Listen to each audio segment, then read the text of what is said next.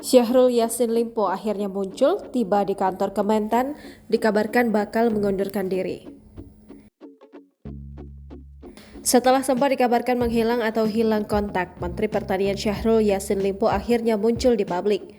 Pada Kamis 5 Oktober 2023, sekitar pukul 10.17 waktu Indonesia Barat, Syahrul tiba di kantor Kementerian Pertanian, Jakarta Selatan.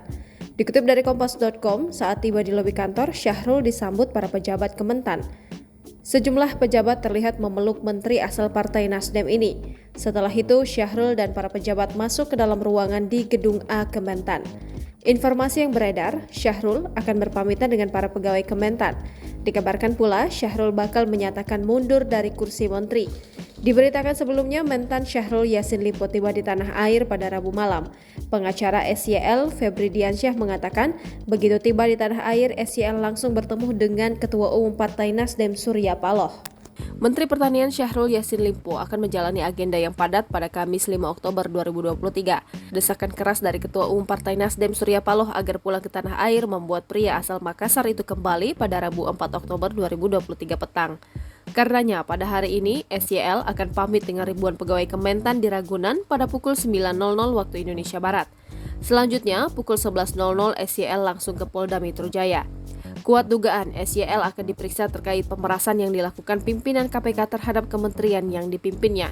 Setelah itu, SYL akan ke Istana Negara pada pukul 13.00 untuk bertemu pada Presiden Joko Widodo.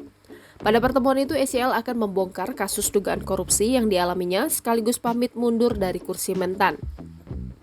Saat ini KPK diketahui tengah mengusut kasus dugaan korupsi di lingkungan Kementan.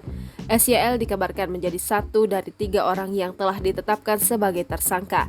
KPK menggunakan pasal pemerasan, gratifikasi, dan tindak pidana pencucian uang dalam kasus ini.